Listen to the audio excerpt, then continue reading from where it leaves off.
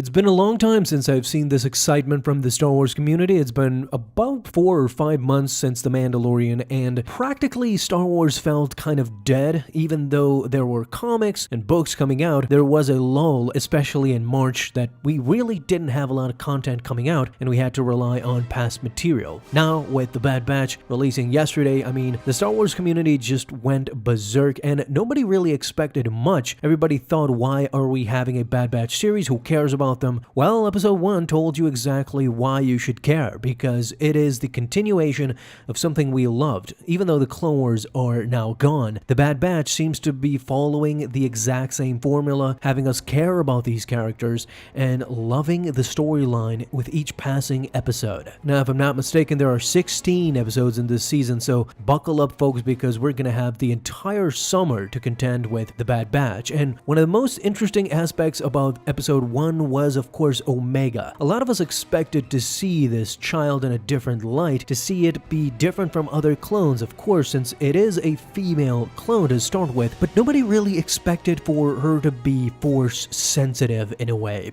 And that's exactly what we're going to talk about today, is that Omega was something special in episode 1. She showed a different side of the clones, something that might prepare the entire Star Wars saga, the explanation for how Palpatine survived in The Rise of Skywalker. I think that Omega will showcase that in this season. As early as Revenge of the Sith, Palpatine was experimenting with Force-sensitive clones. That could be one aspect of it, but I have 2 possibilities in today's video that we're gonna discuss. Before we talk about those 2 possibilities, what Omega might be, I want to stress one thing. Not only is Omega Force-sensitive, but she can actually use the Force to her advantage. So far, we have not seen her use telekinesis to lift things off, but just remember the first shot she ever shot with a blaster. She hit none other than Crosshair, one of the best snipers that could be found in the galaxy. Honestly, after that shot, I thought that Omega would explain that she had extensive training on Kamino, but when she said that this was her first shot ever with a blaster, then you realize how powerful Omega really is. So at this point, you really realize that something special is inside of Omega. Not only can she pick up a blaster and shoot perfectly with no hesitation, but throughout the episode you can actually see her feel things more than other clones. She had the ability to actually get inside Crosshair's head and feel the anger, the anguish, and the frustration he was feeling, probably from the inhibitor chip having some sort of effect, more so than Hunter and Wrecker and Tech, all the other clones. Crosshair was definitely feeling the inhibitor chip more so than ever. The Order 66 syndrome was kicking in, and he was feeling that anger, and his demeanor changed after Order 66, similar to the other clones. We see them be more aggressive than ever when they're inside the Kamino facilities. When she's following Hunter during their escape, she mimicked Hunter to the T. She followed his movements precisely, perfectly, and in a way,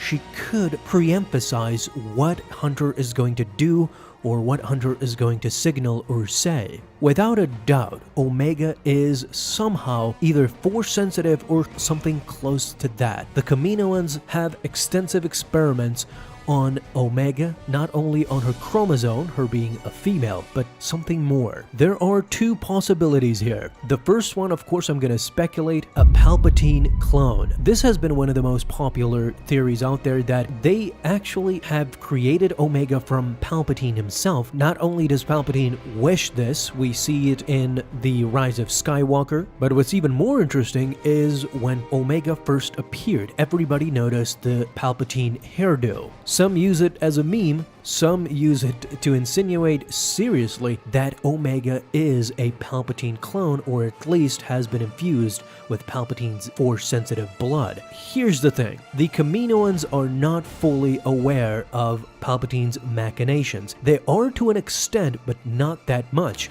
Secondly, when Nala Se informs the Prime Minister that the Bad Batch has escaped together with Omega, the Prime Minister of Kamino tells Nala Se to keep Omega to herself and not inform the Imperials. This tells you that the possibility of Omega being a Palpatine clone or something to that extent is actually not possible. If Palpatine was involved, he would know immediately about Omega and how bad it would be that she escaped with the Bad Batch. Since Nala Se won't say a word to the Imperials, to Tarkin or Palpatine about this, then we can probably assume that Palpatine is not involved with Omega's creation. She is being kept a secret from the Empire. The second and most probable explanation about Omega might be the Kaminoans used Jedi DNA. Now, you might think, well, what Jedi was that? A hint might be the dead Jedi that they were carting over in the first episode, and we saw his lightsaber fall, his or her lightsaber. Well, in my opinion, this is pretty easily explained. If a Jedi was involved with Omega's creation, then that Jedi would be Sifo Dyas. Remember him? Well,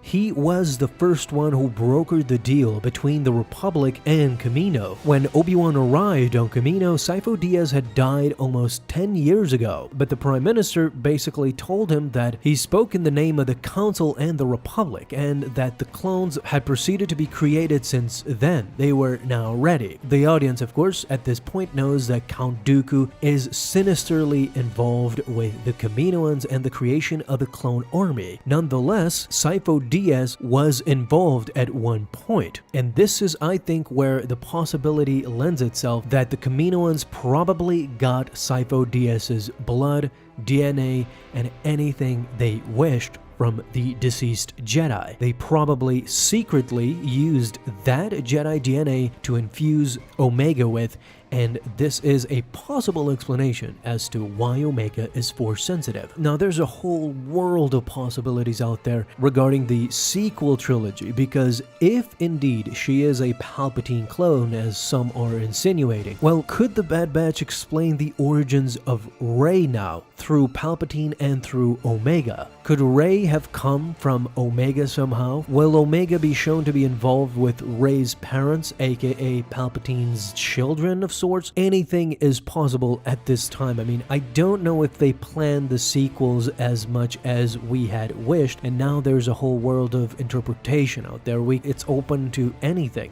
That's the biggest thing with the comic. You see, the latest comic book, Darth Vader number 11, out of the blue, we understand that Palpatine had Luke's hand, and he was using it to make Snoke clones on Exegol. This is something that is just open to interpretation. Nothing in the movies indicated that Luke's hand was used, but in the comics, we were shown exactly that. Who's to say that they won't do the same thing with Omega? They will show something completely different, completely new that we were unaware from the sequel trilogy. Other than that, you can see also parallels with The Mandalorian. Moff Gideon was using the secret laboratory to actually create clones, and his plan was to use the blood of Grogu to actually make more Force sensitives, lending credence to, of course, the theory that after Moff Gideon achieved what he wanted, Palpatine used this to his own advantage. I don't know, it's a very mishmash situation right now, but these are the two possibilities, I think, for Omega to be Force sensitive. I think the explanation in the end will be either Palpatine's blood is involved or Sifo Dyas's blood in the end, because Sifo Dyas was much more involved with the Kaminoans in the beginning. But of course, let me know, what do you guys think as well? Talk to me down in the comments. Thank you guys so much for watching this video, and if you enjoyed,